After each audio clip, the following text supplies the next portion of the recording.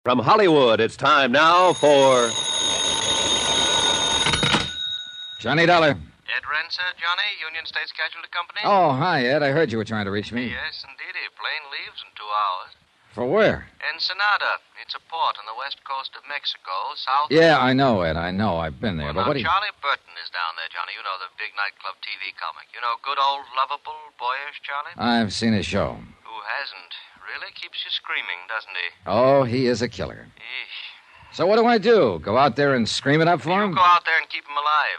Someone's threatened to murder him. One of his audience, maybe? No, wait, Johnny, this is no laughing matter. Anything happens to Charlie Burton, I cut my throat. Hey, you really do like his show. We're carrying $500,000 worth of insurance on that boy.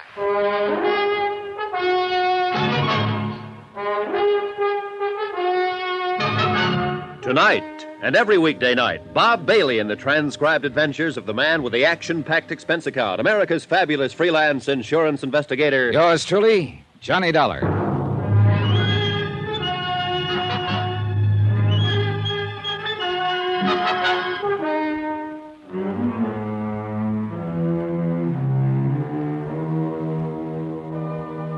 From Special Investigator Johnny Dollar to the Home Office, Union States Casualty Company, Hartford, Connecticut. The following is an accounting of expenditures during my investigation of the Laughing Matter. Item 1, $221.50. Transportation by scheduled airline to San Diego, incidentals there, and charter plane for a flight 80 miles south into Mexico. To Ensenada.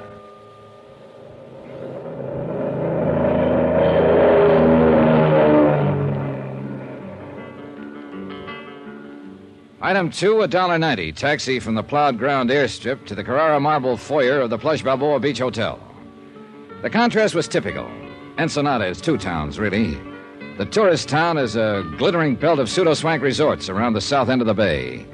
Bald-headed men in flowery sport shirts and fat women in shorts, loaded down with cameras, souvenirs, and U.S. dollars. The loafing town. And next to it, the rows of warehouses and docks, the fishing fleets and freezer plants, narrow dirt streets and slums. Soft-eyed Mexicans and the gentle, liquid sound of Spanish. Native town, the working town. 2 different ways of life, and no bridge of understanding between. The executive producer of the Charlie Burton Show, a man named Frank Maltz, was in my room 5 minutes after I checked in. Glad to know you, Mr. Dollar. He was probably in his middle 40s, but looked older, haggard, pressured, a little battered around the edges. He might not have his ulcer yet, but he was sure working on one. Didn't waste much time getting here. Well, that phone call of yours got them pretty upset back there in Hartford. I meant for it, So too. I gathered.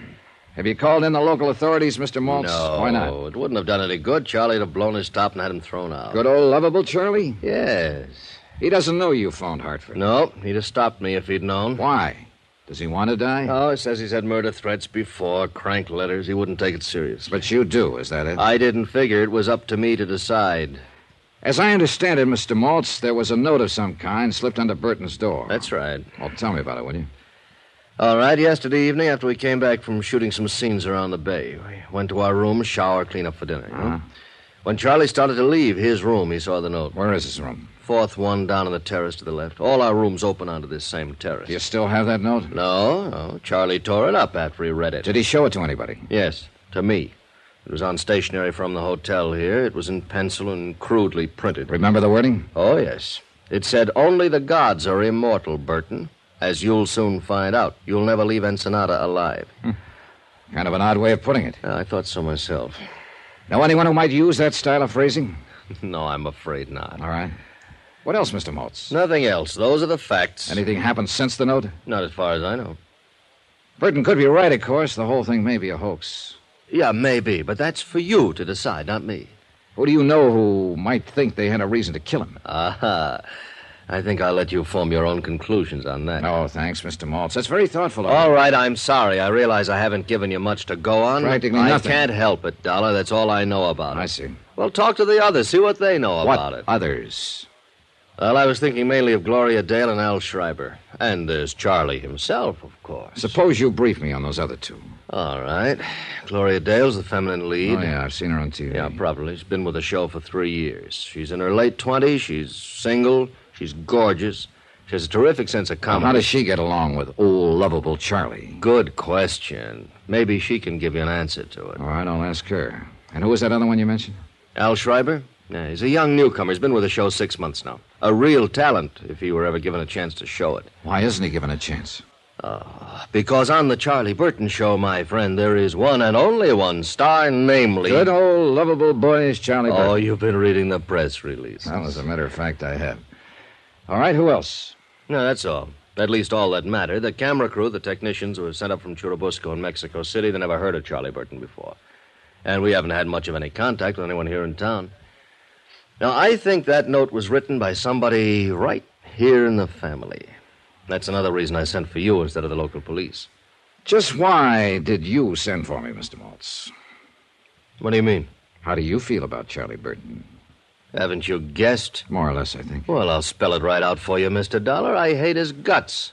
And what do you care whether he's murdered or not? Yeah, I'd get roaring drunk to celebrate it. And yet you're the one who phoned an SOS to Hartford. Well, sure. If Burton does get it, I want an expert around. Somebody will tag the right party for the crime.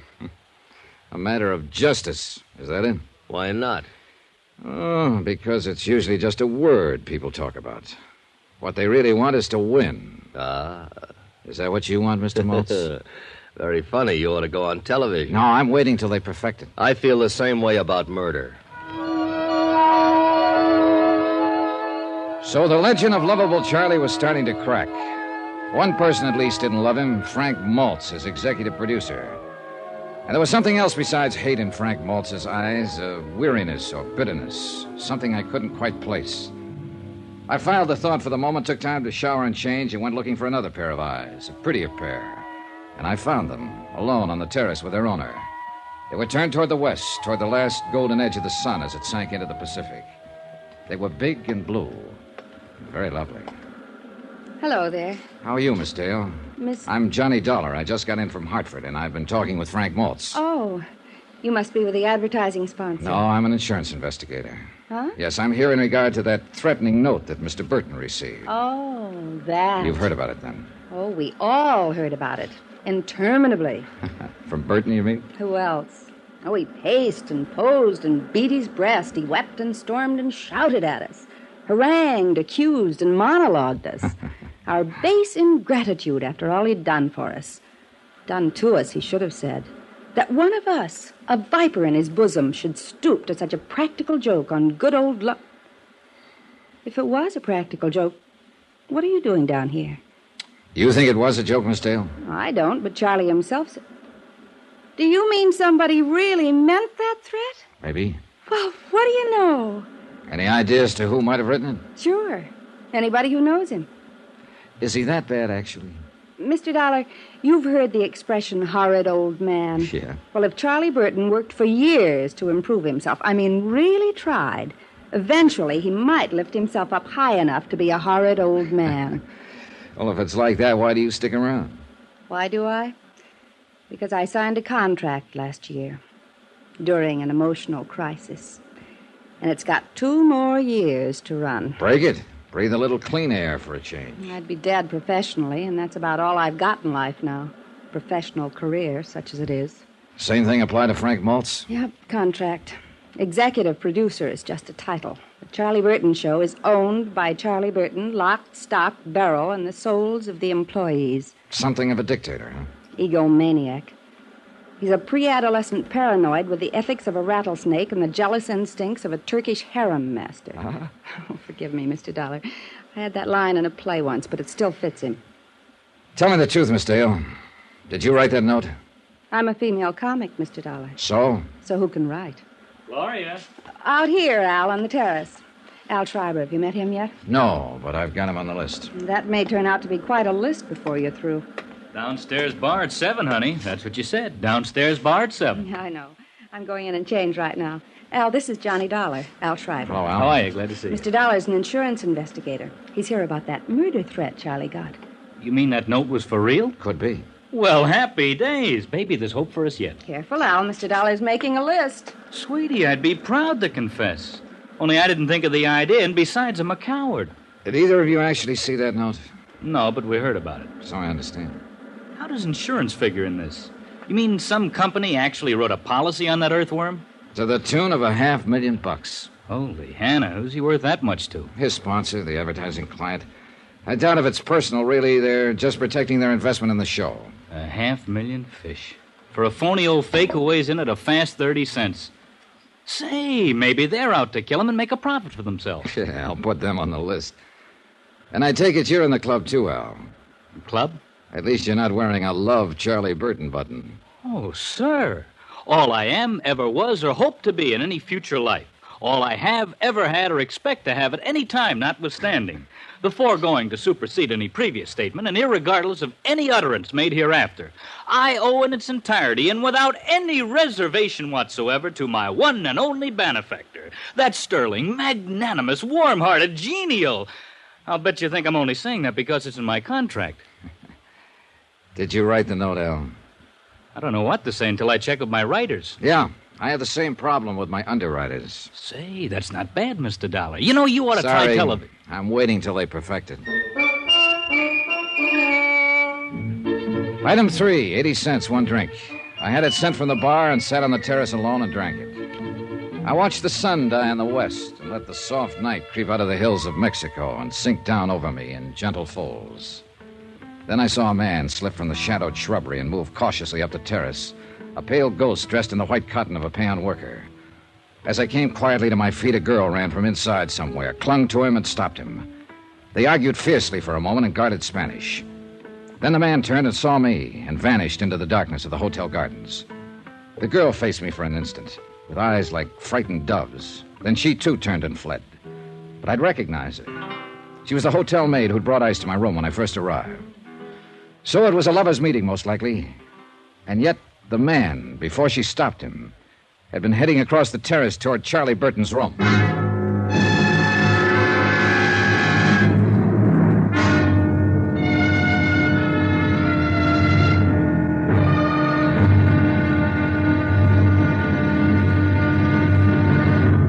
Now, here's our star to tell you about tomorrow's intriguing episode of this week's story. Tomorrow, the great man condescends and shivers a little, too. And a girl's hidden hate is blacker than the sea-wet rock she vents it on. Join us, won't you? Yours truly, Johnny Dollar. From Hollywood, it's time now for... Johnny Dollar. This is Charlie Burton, Mr. Dollar. Oh, yes. Was hoping you'd come out of seclusion. Seclusion? I arrived in Ensenada at 4 o'clock this afternoon. It's now 10 p.m., and I still haven't been able to see the man I'm supposed to protect. I did not invite you here, Mr. Dollar. I do not need any protection. Well, my insurance company doesn't agree with you, and they've got $500,000 riding on your life. Look, my life has not been threatened. That note was a mere bit of buffoonery perpetrated by one of those nearest and dearest to me. One of those to whom I have unstintingly devoted my entire... knock it off, Burton. I know the good old lovable Charlie legend, and I've seen your TV show. Well, naturally. Look, are you going to talk to me, or do I wire my company to cancel your policy and notify your sponsor that you've refused to cooperate with us? Mr. Dollar, you may come down to my room in 10 minutes. I'll be there in an hour, Burton. You wait on me for a change.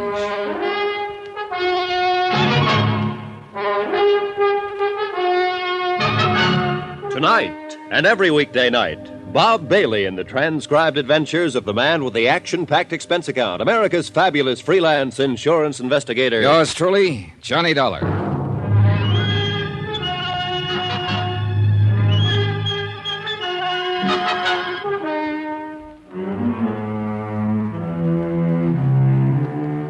From Special Investigator Johnny Dollar, location Ensenada, Mexico. To the Home Office, Union States Casualty Company, Hartford, Connecticut. Assignment, The Laughing Matter. Expense account continued. Item 5, $1.40. Taxi from the hotel in the village to the Commandancia of Police on Frente Avenue. I wanted a rundown of one of the maids at the hotel, a girl named Velena Morales. I'd seen her on the hotel terrace shortly after dark near Charlie Burton's room. Seen her arguing with some man who'd managed to slip away from me in the darkness. Captain Peral said he'd check with me later and politely avoided asking what it was all about. If he had, I couldn't have told him. The Charlie Burton comedy show was on location at Ensenada, Mexico, and Frank Maltz, the producer, had frantically phoned Hartford and claimed Burton's life had been threatened. Burton thought it was a practical joke. Maltz didn't know. Neither did I. But I was there to find out.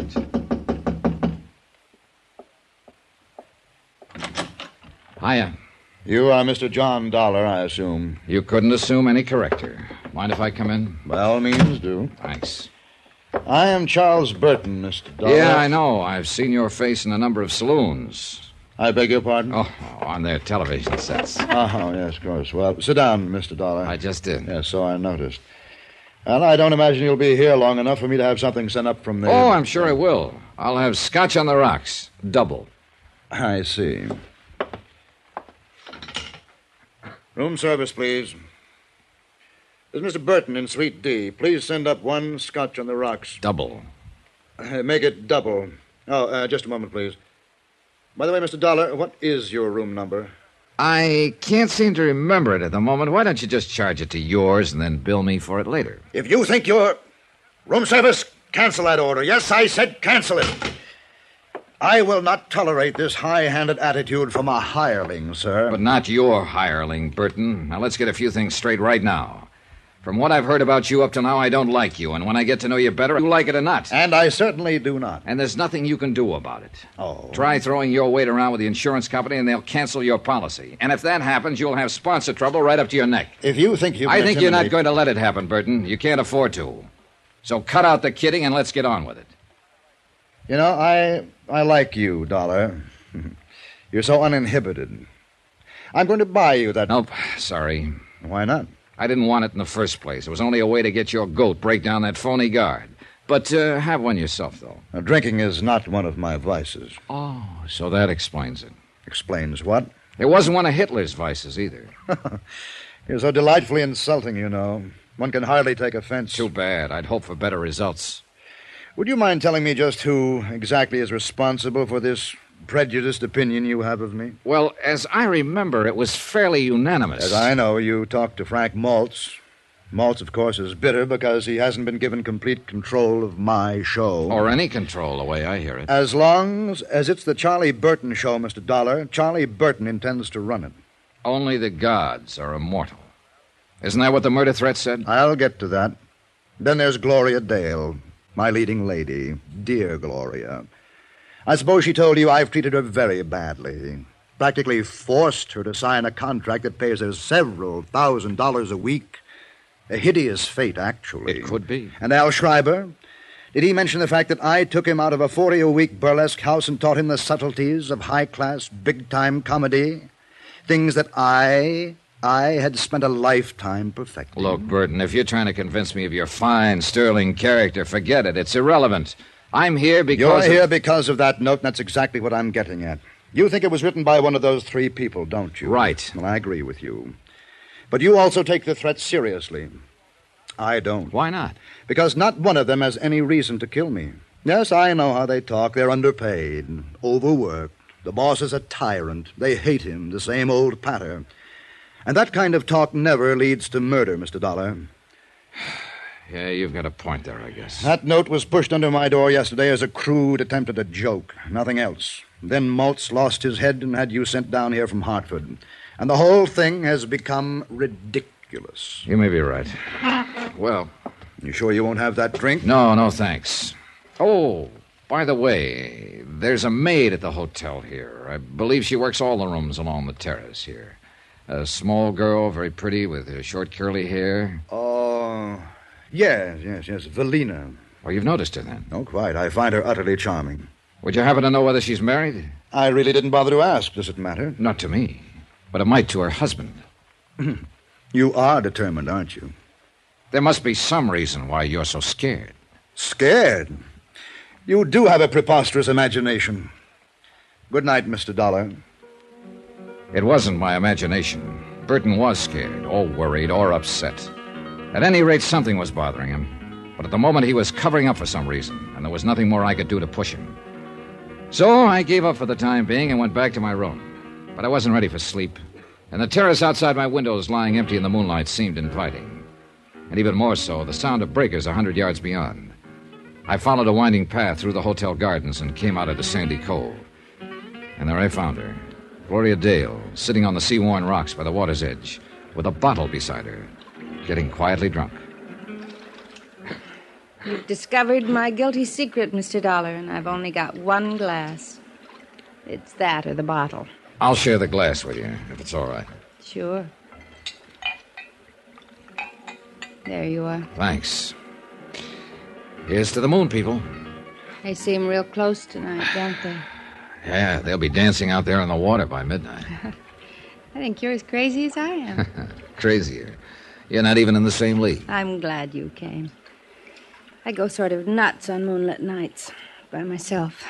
Hey, what happened to Al? Weren't you two together? I sent him off to bed. He gets a little wearing sometimes. He's real gone on you, isn't he? I guess so. And you? He's a good guy. I like him a lot. He's fine, But no click, huh? no click. Here's to better clicks. Hey, easy, kid. You're drinking it straight, you know. Help yourself. What are you trying to do to yourself, Gloria? Learn to forget. Forget the emptiness, the hollowness. There's nothing in me anymore. Except the hate, of course. There's plenty of hate. For Charlie Burton? For Charlie Burton. Do you hate him enough to kill him? You've always got your eye on the ball, haven't you, Mr. Dollar? More or less. Would you like to tell me about this emptiness? No, I don't think so. All right. Why not, though? It's the edge of the land and the edge of the sea. And you're from the moon, and you'll go back there at dawn. So why not? Here's to the moon. It makes people crazy. Hey, save half of that one for me. Oh, sure. Here you are. Yeah, just leave it there. So? Well, a year ago, my contract was up. And I was leaving the show. And I was about to be married. Jerry, his name was. And he's the only man I ever really loved. Uh-huh.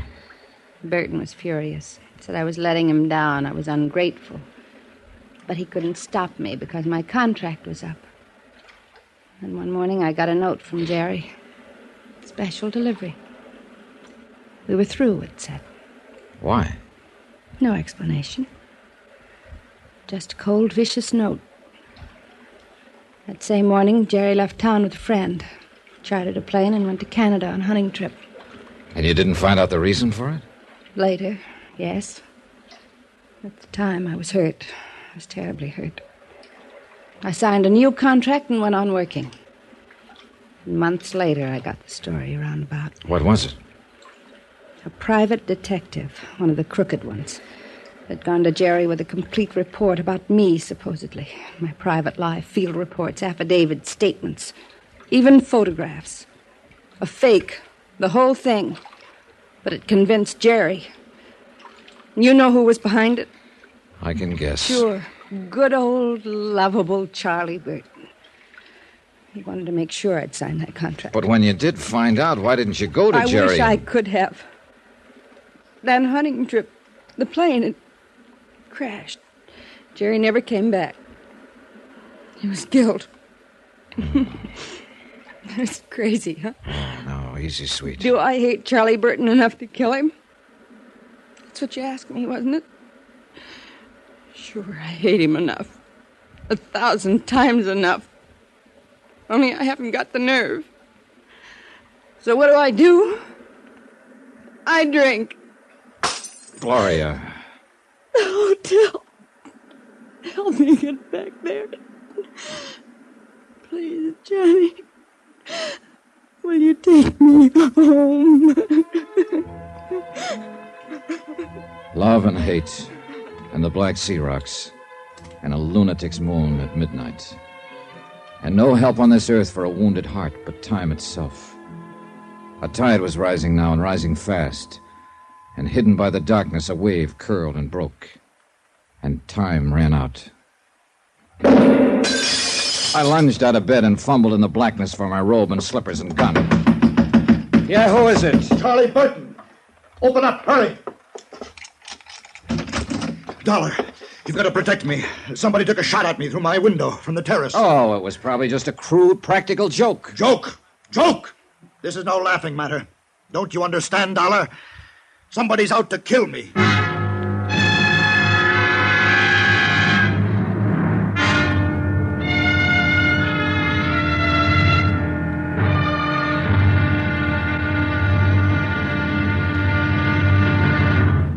now here's our star to tell you about tomorrow's intriguing episode of this week's story. Tomorrow, a thickening web, clinging and sticky. But one of the flies pulls free by using a gun. Join us, won't you? Yours truly, Johnny Dollar. From Hollywood, it's time now for... Johnny Dollar. Capitan De Vidro Parral, senor, of the Ensenada Police. Oh, hi, Peral. I tried to call you a few minutes ago. We've had a shooting out here at the hotel. And somebody, she's dead, No, senor? nobody's dead. The bullet missed. Somebody fired a shot from the terrace into one of the rooms. I am flush with the red light, senor. I make the siren. I'm come like the wind. Good. But would you do me one thing before you blow up a storm? Mande usted?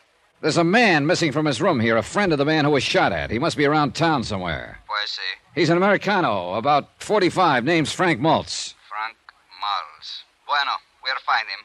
I'm going to make one APC T. B, you mean, APB. Sí, APB, like on radio in Los Estados. All right, hop to it, Peral. Sí, senor. Senor, what it is, this APB?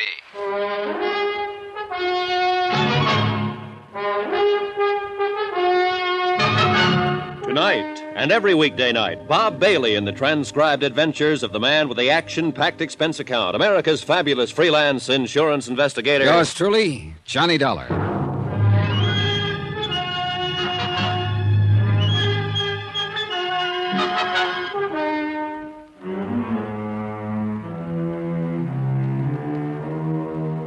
From Special Investigator Johnny Dollar, location Ensenada, Mexico.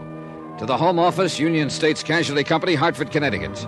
Assignment, The Laughing Matter. Expense account continued. Item 6, $1, a pot of coffee from the hotel kitchen, special. It was 1 a.m. I'd been half asleep when the shot was fired, and I hoped the coffee would help get me at least half awake. I hadn't expected it to happen that way, and neither had good old lovable Charlie Burton, America's favorite TV comic, according to his press agents. Charlie had called it a joke, but he wasn't laughing now, and neither was I. Charlie's life was insured for $500,000, payable to his sponsor. Where he is, senor, this man who was get shot? He didn't get shot, Peral. He got shot at. Pues sí, it's what I wish to say, but the tongue is not make English too good. Well, you're doing fine. The manager gave Bert another room, inside, away from the terrace here. He's probably got the door locked and the furniture piled in front of it. Mande? I mean, he's scared. Very scared. Comprende? Oh, sí. Él tiene mucho miedo. Yeah, I guess so. Now, according to his story, he was asleep, here on this side of the bed. Someone fired the shot from outside on the terrace. It broke the window there. And the bullet lodged here in the bed, about 6 inches above Burton's head, where he was lying on the pillow. Sí, yo puedo verlo. And then he is wake up quick. He is no see nobody, senor? Is no hears nobody? No, he was too scared to know. He jumped out of bed, ran down the inside corridor, and banged on my door. I searched the terrace right away and didn't find a thing. And these other people which are work for him to make the television, they are also having room which are close to this? Peral, your tongue may not make the English too good, but there's nothing wrong with your head. Mande usted? I mean, you're okay, amigo. You're a good cop. Gracias, senor. Yes, any one of them could have fired that shot. And they are being which ones, these people? Well, there's Frank Maltz. He's the producer of the Charlie Burton show. He's the one who was missing from his room, the one I asked you to locate. See, you say. Then there's Gloria Dale. She's the feminine star of the show. She's in the third room down. She is in the room of her when the shoot was fired? Yeah, she'd gone to bed. I had to beat on the door to wake her. She hadn't even heard the shot. She'd been pretty upset. She'd been drinking earlier. See? It's always the same. These Americanas ladies which have come to Ensenada, always they are drink too much. You may be right. Anyway, the third member of the group is Al Schreiber, second room down. He's an actor, too. And where he is when these things happen? In bed, so he says. The shot woke him up, and he came out into the corridor while Burton was banging on my door. And these are all, senor? Yep, that's the bunch. Which one you think is not like this Charlie? Every single one of them hates him. Then there's another possibility, too. That girl I asked you to check on earlier, the maid who works here at the hotel. You see, la señora Evelina Morales. Pues we're looking, but we are not find her yet. Oh? Ella no está en casa. She are no at her house, senor. Oh, I see. Ni el marido tampoco es. Also, how you say, her husband is gone. Oh, then she is married. Pues sí, señor. You're still looking for her, aren't you? Pues sí, señor. No tenga cuidado. It's no big town, Ensenada. We'll find her too soon now. I think es por mí, yo creo. I am tell the manager I was here. La policía acá. Sí, capitán de vidro Paral. ¿Dónde? Bien, sí. Muy bien. Bien, adiós. This man you are say have disappeared, señor. Frank Maltz? He what was of him? now be found. Where is he? Es un cantina, a nightclub. It's called the 21. 21. Where is it? In town somewhere? You see, it is the, how you say, senor, it's one big hot spot.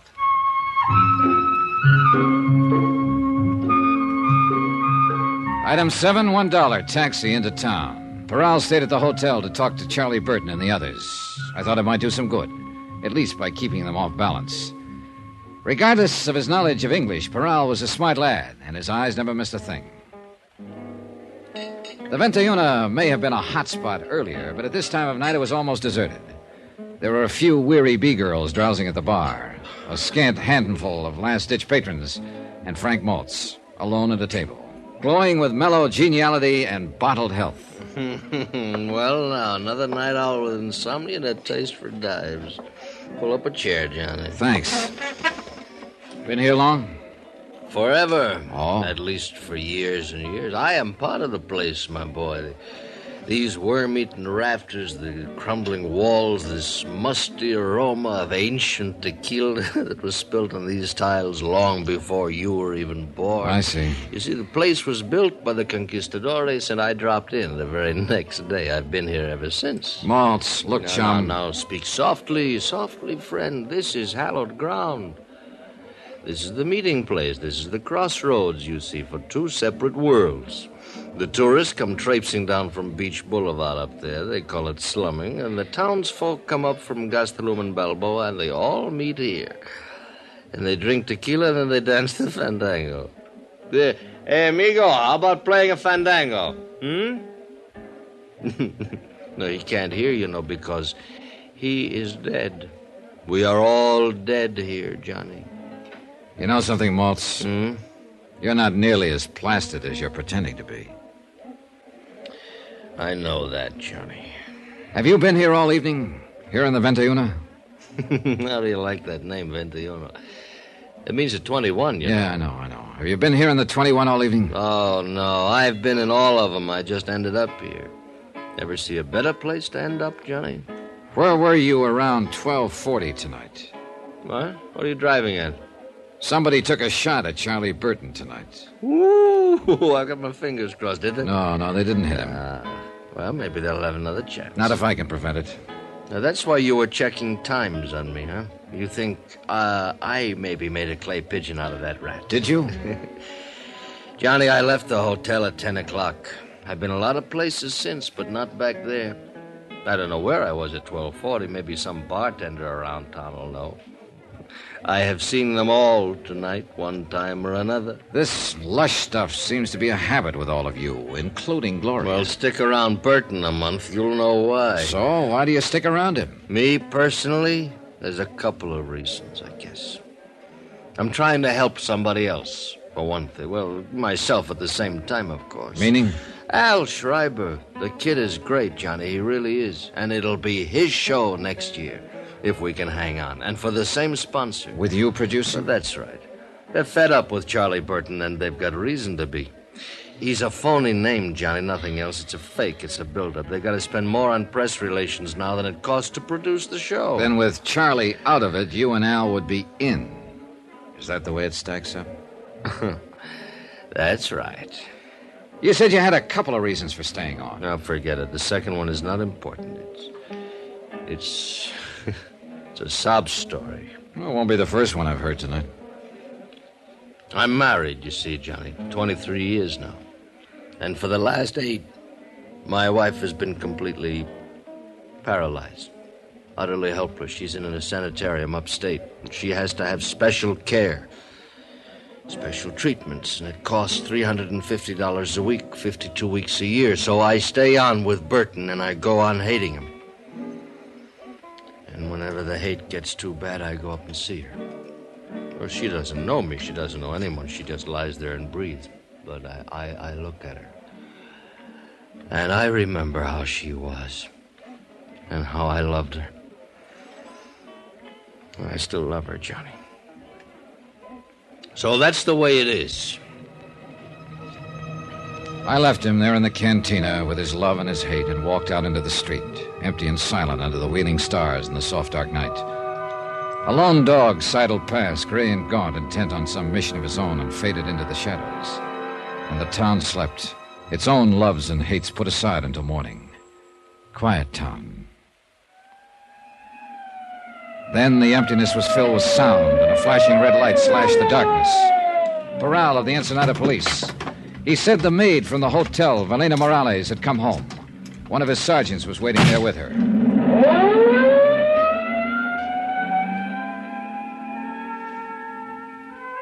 Buenas noches, senora. Buenas noches. The tiny room was lit by a flickering oil lamp, and a candle burned beneath a crucifix on the wall above the bed. Cement floor and adobe walls, bare and clean, like the cell of a nun in a convent. ¿Y su hombre? ¿En dónde está él? Ya no sé. She was young, ¿Qué le pretty, importa? and at the moment very ¿Dónde estabas frightened. tú más temprano? En la casa de una amiga. ¿Por qué me preguntas? Espérate, señora. Hace poco uno trató de matarle a un señor. Allá en el Hotel Balboa. ¿Qué dices? ¿Cuál señor? Un americano. El señor Carlos Burton. Ay, de mí. ¿Qué tengo yo que hacer? She talked, Ya no hay half remedio. crying, and ¿Quién Parral sabe qué vamos a translated. hacer ahorita? Charlie Y Burton, ahora no old, hay lovable remedio. Charlie, had been Yo bothering digo, her, por annoying her at the supuesto, hotel. que él nomás hablaba She tried to porque no avoid him, creía que but ella had made the podía mistake of ser telling her tan husband. duro. He'd been furious and had come to the hotel earlier in the evening. That's when I'd seen the two of them arguing on the terrace. She hadn't seen him since. So, Senor Dollar, what is it you are think? I think you'd better find a husband, and find him quick.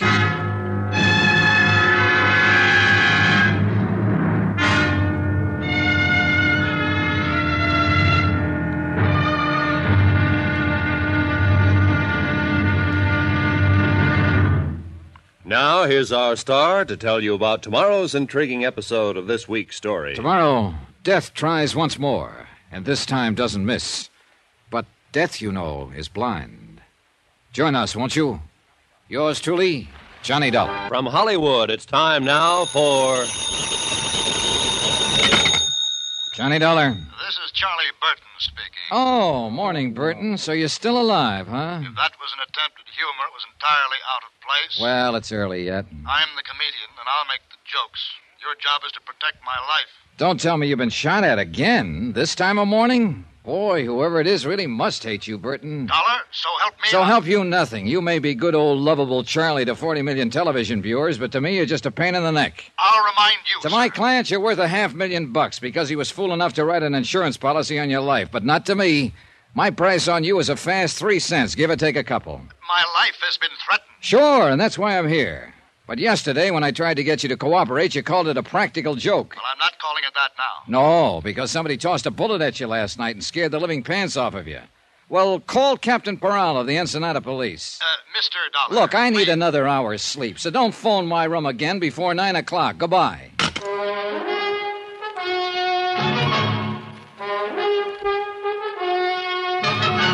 Tonight and every weekday night, Bob Bailey in the transcribed adventures of the man with the action-packed expense account, America's fabulous freelance insurance investigator. Yours truly, Johnny Dollar.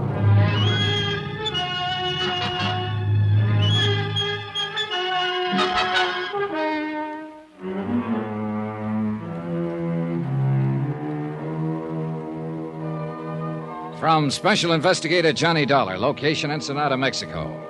To the Home Office, Union States Casualty Company, Hartford, Connecticut. Assignment, The Laughing Matter. Expense account continued. Item 10, 50 cents, room service on a glass of orange juice. Another hour's sleep was out of the question. Just hearing his voice on the phone left me too mad to relax. One of America's most popular comedians, a living legend. And yet his whole cast, the people down here with him on location, hated the ground he walked on. Personally, I was on their side. But my job was to protect his life from some unknown enemy who'd sent him a threatening note. And last night, the threat had become action in the form of a shot fired from the darkness. It was my job to see that the killer didn't get a second chance. And that's what I was being paid for, and the fact that Charlie Burton was a Class A stinker was irrelevant. Frank Maltz, executive producer of the Charlie Burton Show, and practically the only early patron of the hotel breakfast room, was sitting at a table alone. Good morning, Johnny. I left him sitting in almost the same position at 2 o'clock in the morning. Only the table then was in a backstreet cantina in town. He was apparently remembering it, and he avoided my eyes until the waiter had brought my coffee and gone away. I guess I made quite a fool of myself last night, huh? Oh, when was that? Nice of you to ask, Johnny. This is good coffee. Oh, you'd been making the rounds last night, for whatever reasons, and you felt like talking. But I wouldn't call that making a fool of yourself. All right. Thanks. You were sober enough when I left you. Oh, sure. You just sat there and let me talk it out. Where'd you go, anyway? I came out of the cantina a few minutes later. You disappeared. Captain Peral, Ensenada Police, picked me up in a prowl car. He'd located that maid from the hotel here. We went to her home and talked to her. So? Well, for the moment at least, you and Al and Gloria Dale are apparently off the hook. Oh? The maid says Burton was always annoying her whenever she was on duty here. He was. I told him to lay off. Well, her husband found out and came out here to the hotel yesterday evening. I saw him and his wife arguing out there on the terrace just after dusk. But I didn't know what it was all about at that time. Anyway, that's the last she saw him. He didn't come home last night, and he's still missing. I just talked to Peral on the phone. They've got half the police force looking for him. And you figure he's the one who took a shot at Charlie last night? Kind of adds up, doesn't it? Well, I guess so. I hope they find him, Johnny, before he finds Charlie again. I'd hate to see a poor devil take a rap for killing a louse who isn't worth it. Yeah, I know what you mean. Well, the chances are they will. Didn't either one of you fellas ever get to bed last night? Not for long. Morning, Al. Oh, my goodness, Frank. You look awful, man. You must have slept on your face. I look the same as I look every morning. You want some breakfast, Al? No, thanks. I'm skipping it. I'm going to try to get in a dip in that pool before old Blubber Tummy oozes out of his feather bed. Oh, I don't think he'll be using the pool this morning. Not if he remembers what we're shooting today. It's that Castaway sequence, isn't it? Yeah, we'll get that first. But later this afternoon, if the light on the water is okay, I want to get those shots of him swimming ashore. Good. Keep him on retakes till he gets waterlogged. It's kind of a slapstick desert island thing, Johnny. Oh? Yeah. You see, Charlie and I are supposed to have been on this yacht, and it sank. And I just disappear. But there's some stock shots of Charlie swimming like crazy and a stock shot of a deserted South Sea island. And finally, Charlie comes crawling up onto the beach. That's the sequence we're going to shoot this morning. I see. He's pooped. He's dying, you know. Then I step out from behind a bush, and I'm wearing a full-dress suit, white tie and tails. He thinks he's crazy or something. It starts building from there, then, Johnny. Yeah, I get the idea. He's thirsty, see? So I reach under my coat and bring out a soft drink, an ice-cold bottle. And I open it and give it to him. It says Cott Quality Beverages on the bottle, C-O-T-T. Yeah. So Charlie asks, is it any good? And I say, it's Cott, man. And he says, so what? And I say, so it's Cott to be good. You see, Johnny, it's out-and-out slapstick, but it works pretty well on camera. Yeah, it keeps building, you see. I keep producing things out of the bushes. A table and chair, tablecloth, dishes and silver, caviar, bottle of wine, roast turkey, then a string quartet, and finally a line of dancing girls. And the payoff's a shaggy dog. He says, look, we were shipwrecked together. How you doing all of this? And I say, it's easy. I got a cousin in Congress. It's a lot better on film, Johnny. A lot better than it sounds, stripped down this way. Yeah, well, I'm not exactly a fan of Burton's. Oh, he's got some good stuff in this one, Mr. Dollar. In fact, he's got all the good stuff. Only thing I'm in there for is to feed him the lines. As usual, of course. If I ever get a decent role in his show, I'll drop dead. Oh, really? Attention! That's not funny, Al. At ease. I said it's not funny. You thought it was when you did it on the show last month. May I remind you that your services can be easily dispensed with? Good. Fire me. Al. If I could get out of this lousy contract with you, I could start on the PCT tomorrow, and at 5 times what you're paying me. Take it easy, Al. No, by all means. They'll set me up in my own show, and they'll put it in a time slot right opposite yours. In 3 months, Charlie, I could bump you clear off the screen. You don't say so. Al, beat it, will you? Okay, Frank. Sorry you had to get caught in the crossfire, Mr. Dollar. Nothing personal. Forget it. See you later, gentlemen. You'll be on that set in a half hour, not a minute later. Yes, sir. You certainly are one big happy family, aren't you? Dollar, that kid was a nobody when I picked him up. You're wrong, Charlie. That kid is a real talent, and you know it. You see? You see what I have to deal with? He's done as much for this show in the past year as you have. You see, Dollar, I'm forced to live in the very presence of my enemy. Who made them your enemies, Burton? Look, my only concern has always been the welfare of those less fortunate than myself, those who depend on me for their professional careers and their livelihood. I understand there's some difference of opinion about that. Well, it's envy, nothing but envy. Would you like some more coffee, Johnny? No, thanks. I've had about all I can stand. Yeah, so have I. May I ask what you're doing to protect my life, Mr. Dollar, if anything at all? Oh, I've taken the usual routine precautions. Routine? I demand more than routine. Not from me. You don't demand anything. I'm working for the insurance company. Then I'll complain to them. Good. Why don't you cancel your policy at the same time? Then I can get off this assignment. Couldn't cancel it if I wanted to. My sponsors wouldn't allow it. It's for their protection, not mine. I know that. I think you'd like to see me murdered. Oh, no, you're wrong there. That would mean I'd loused up an assignment, and I take pride in my work. But you wouldn't care personally. No comments. I'll demand protection from the local police. You've already got it. Captain Peral had 2 men on duty there last night after that shot was fired, watching your room. I didn't see them. They didn't intend for you to see them. Relax, Burton. If the worst does happen, ballistics can probably identify the killer after we get the slug out of your body. Dollar, this is no laughing matter. Then why did you treat it like one? Why did you tear up that threatening letter? Why didn't you call the police in right then? Why didn't you cooperate with me yesterday when I got here? And why the devil did you make a pass at an 18-year-old girl in the first place and get her husband out gunning for you? You mean you know who's trying to kill me? If it's any satisfaction to you, Burton, just in case he gets past us, you probably have been killed by a man named Nacho Morales. His wife is a maid here at the hotel, as you no doubt know. That little native girl? Yeah. That little native girl. Oh, now, look, both of you. No, I was wrong. I admit it. I just lost my head, I guess. When a man's under pressure all this time, as I am, he doesn't always think straight. Now, I didn't mean any harm toward her. Maybe you'll be able to convince Nacho of that, if he waits long enough to listen. No, don't, please. I know you hate me. All of you do, but I'm not as bad as you think. You just don't know the load a star has to carry. Then why don't you tell us about it? You, Frank.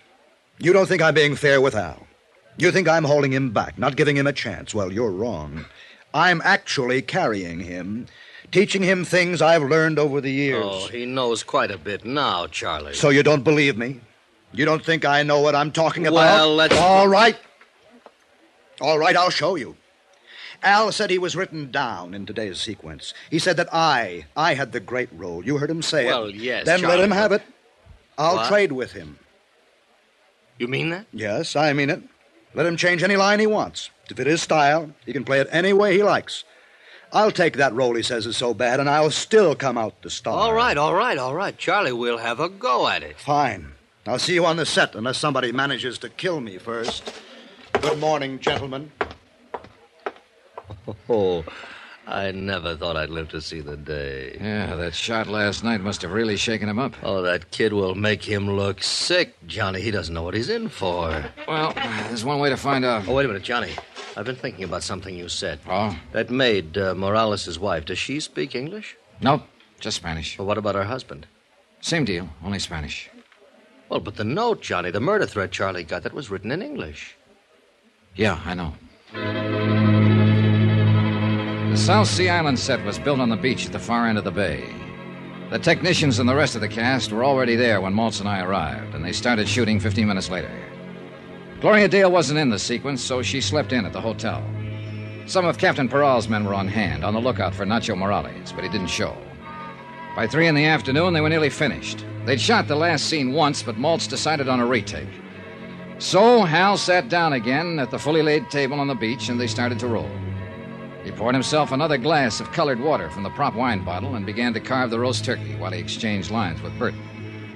Then suddenly Al missed a cue, faltered on a line, and Maltz cut the cameras. Al pushed back from the table, stood up slowly, then staggered and fell. I rushed toward him, pushed through the crowd that was gathering, and kneeled down beside him. But he was already dead.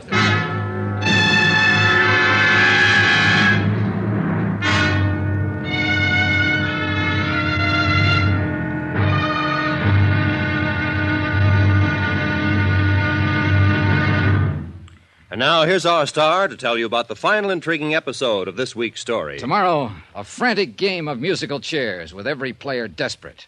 Because the loser in this game gets the electric chair. Join us, won't you? Yours truly, Johnny Dollar. From Hollywood, it's time now for... Johnny Dollar. Would you ask John... Oh, it is you. Was there some doubt about it? No, but I was phoning Captain Peral. He's out of his office at the moment. What's the matter, Burton? Somebody shooting at you again? That's not funny, Mr. Dollar. Who's laughing? A man's been murdered, you know. And I think that's anything but a laughing matter. I said, who's laughing? And except for the whims of fate, it might well be me lying dead at this moment. And that's really why you're upset, isn't it, Burton? Because it might have been you. You're not really concerned about Al's death. I was extremely fond of the boy. You were no fonder of him than he was of you, so save that good old lovable Charlie business for your television audience. I never did buy it myself. Dollar, may I remind you that your position... I know my position in it. I'm an Ensenada to protect your life because some company was crazy enough to write a $500,000 policy on you. All right, you're still alive, aren't you? Goodbye, Burton.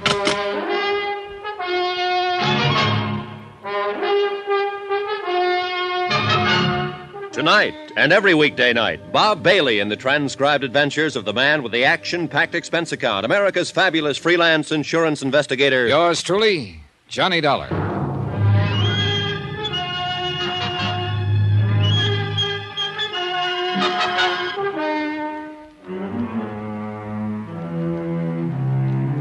From Special Investigator Johnny Dollar, location Ensenada, Mexico, to the Home Office, Union States Casualty Company, Hartford, Connecticut. Assignment, The Laughing Matter. Expense account, final page. Item 12, 50 cents, 2 bottles of beer, one for myself and one for Capitan Peral. We sat in his office in the Comandancia de Police and drank them slowly and watched the sun sink behind the headlands across the bay. And we waited. The daytime heat reluctantly loosened its grip, and the town, pushing off the lethargy of afternoon, stirred to the quickened pace of evening. A sprinkling truck passed slowly, sweeping the dusty, rutted street with a spurting broom of water. Gleeful kids ran out behind it and splashed in the puddles, squealing happily. Spanish squeals they were. The Comandancia off the tourist beat, and all the while, somewhere back inside the building, an autopsy surgeon worked on a corpse.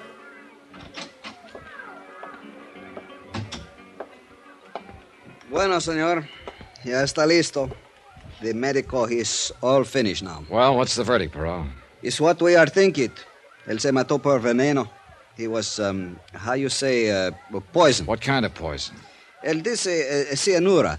How you call it? Cyanide? Si, señor, cyanide. And here say also are very much cyanide in this bottle which you has give to me. Yeah, I thought it smelled like it. Al drank a glass and a half out of it and then dropped dead right in front of the camera. And you are saying the wrong man has drunk it? The wrong one is get killed, no? That's right. Charlie Burton was supposed to play that role himself. But this morning at breakfast, he agreed to let Al have the part. I was there, I heard it. So if he was not do that, he is one who will be dead now. Sure, Charlie Burton himself. And it figures, Peral.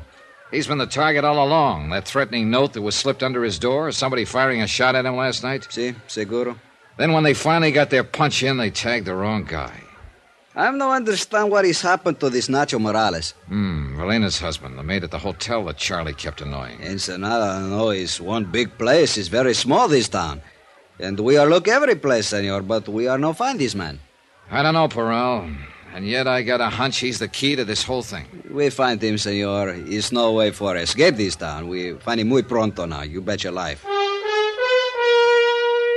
Item 13, $1.40. Taxi back to the hotel. Lights were coming on. A cool breeze was starting to blow in off the Pacific, and the whole town was brightening up to the challenge of the night. But not me. Technically, of course, the job I'd been sent here to do was still under control. Big-time comedian Charlie Burton, a great big lovable scream to his public, had been insured by his television sponsor for $500,000. Then Burton had received the anonymous note threatening his life, so I was here to protect the insurance company's investment. I didn't care personally what happened to Burton. It was just a job. But I did care about Al. Johnny? Oh, hello, Gloria. What is it, Johnny? What happened? No one seems to know anything definite about it. Al Shriver's dead. Poisoned. That's all I know about it. Come on in the lounge. I'll buy you a drink. All right, Johnny. Have they found that man who was missing? What's his name? Nacho Morales. No, he's still missing. This table all right? Sure, anywhere. Waiter. Si, senor. 2 margaritas, please. Muy bien. Frank Maltz said something about Charlie and Al changing parts. Yeah. Maltz got Charlie mad, and he made the switch to prove a point. What point? That Al wasn't ready for a starring role. Oh, that's right. You didn't come down for breakfast this morning. No, I wasn't in today's scenes, so I just slept in. It's just as well. It wasn't a very pretty sight. Oh, it's a rotten shame. Al was a real swell guy. Con permiso, senora. Oh, here you are. Gracias, senor. Boy, the irony in this world, Johnny. What do you mean? Charlie Burton, who's been a rat all his life, makes his usual crude play for the maid here in the hotel, and what happens? Her husband hits back at the wrong man. Al gets killed. A kid who'd never harm anybody in his life, and Charlie gets off scot-free. I was with Captain Peral last night when he talked to the Morales girl, not his wife. She doesn't speak any English, Gloria, and she says her husband doesn't either. Well, he wouldn't need to, would he, to pull a trigger or poison a bottle of Maybe wine? not. But he would, in order to write a threatening note in English. Oh, yeah, I'd forgotten about that. If Nacho's in it, he's not in it alone. And I've got a hunch he's... El teléfono, senor. Oh, thanks. Johnny Dollar. This is Capitan Parral, senor. What is it, Peral? We have just found his man, Nacho Morales. Good. I'll be right down. But, Johnny, do you think Frank Maltz might have... Not if he was after Charlie Burton. He knew that Al, not Burton, was going to drink out of that bottle. But didn't everybody know that? No, not everybody, Gloria. You didn't. Nacho Morales was sitting alone in the starkly barren detention room of the Commandancia. He was a small man, maybe a few years older than his wife. A field worker with gnarled hands and a bent back. He was waiting patiently, quietly, gripping the brim of his sombrero in his hands, trying to hide the fear, the terror that lay just behind his eyes. His eyes flickered slightly as Peral and I opened the steel-grilled door. And then he waited.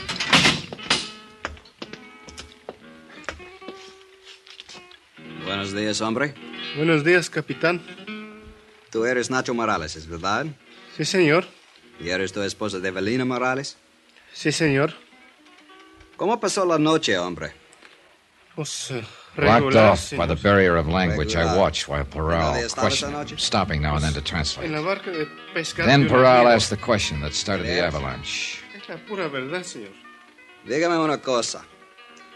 ¿Por qué tú trataste de matar al señor anoche? Why did you try to kill that man last night? No, capitán, es mentira decirlo. Yo no traté de matar a nadie. No es In cierto answer to lo que Peral's usted accusation, puede Nacho's decir. story poured out in a flood of Spanish. And as I stood there listening to it translated, I began to feel sick inside. I'd been blind. All the facts were there, all the evidence, and I'd still failed to spot the play. Nacho's story was the key. It fit, and I knew he was telling the truth. He'd been hiding out on a friend's fishing boat since the night before. He knew he'd be accused. Because he had been at the hotel when the shot was fired through Burton's window. He was hiding in the shrubbery by the terrace, and he'd seen the whole thing. The shot had been fired by Charlie Burton himself.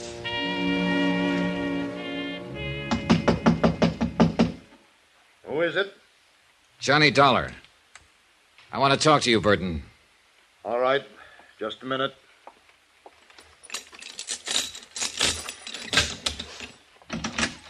What is it, Dollar? Have they caught that killer yet? Nacho Morales, you mean? Yeah. Peral picked him up about an hour ago. I just came from there. Has he confessed? No, he hasn't. They ought to beat it out of him. That's the only way to make that kind talk. It is, huh? Sit down, Burton. I think you're due for a shock. What are you talking about? Nacho didn't try to kill you. Well, then who did? Nobody. Are you crazy? What about Al Schreiber? I suppose he's not even dead. Oh, he's dead, all right. You ought to know. You killed him. That was your whole plan, wasn't it, Burton? To kill Al Schreiber and get away with it. Everything else was a preliminary build-up. Oh, that's very funny. You ought to be on television. Well, there's going to be an opening soon. You wrote that threatening letter yourself. What? And then tore it up after Maltz had seen it so it couldn't be traced back to you. You get better all the time. You fired that shot through your window from the terrace there. More build-up. Then you made your play, that phony argument this morning. Oh, really? Switching Dollar. parts with Al, putting him on the spot, making it look as though somebody had tried to poison you and missed. It was fairly clever, Burton, but you're still going to be tagged for it. Does Peral know all this? Why don't you ask him? I'll be glad to step... All right, Dollar. Don't move. Get your hands up now. Real slow. Is that the same gun you used last night? You're wrong, you know. I'm not going to be tagged. Relax, Burton. There's no capital punishment in Mexico. You can star in all the prison shows. You're too smart, Dollar. You're like Al. And you know what happened when he got too smart. You will drop this gun, senor. Paral! I started to tell you I'd be glad to call him that he was listening out there on the terrace. He's gone. You drop quick. No. Look out, Paral!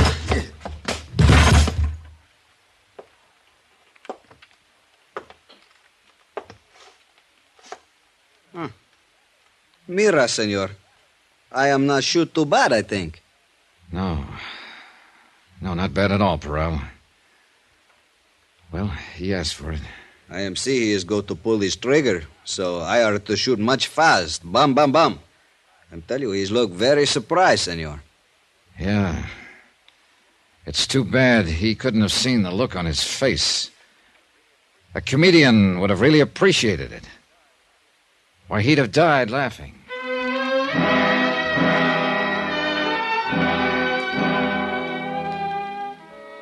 Item 14, $462.30. Hotel and miscellaneous in Ensenada and transportation back to Hartford. Expense account total, $791.55. End of account, end of report. Remarks? Ray policy on the life of Charles Z. Burton, deceased. Refer clause 34, subparagraph C, quote. If the insured dies while committing a felony, this policy is null and void, unquote. The Superior Court of Baja California rules that Burton was shot while resisting arrest and committing an assault with a deadly weapon. So you can keep your $500,000. Yours truly, Johnny Dollar.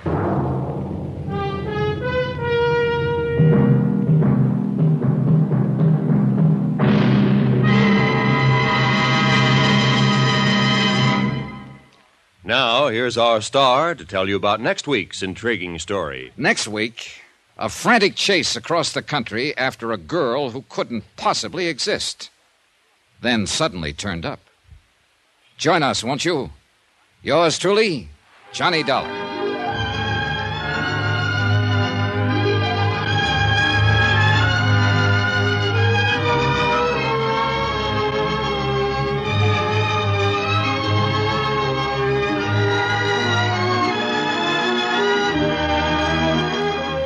Yours truly, Johnny Dollar, starring Bob Bailey, is transcribed in Hollywood.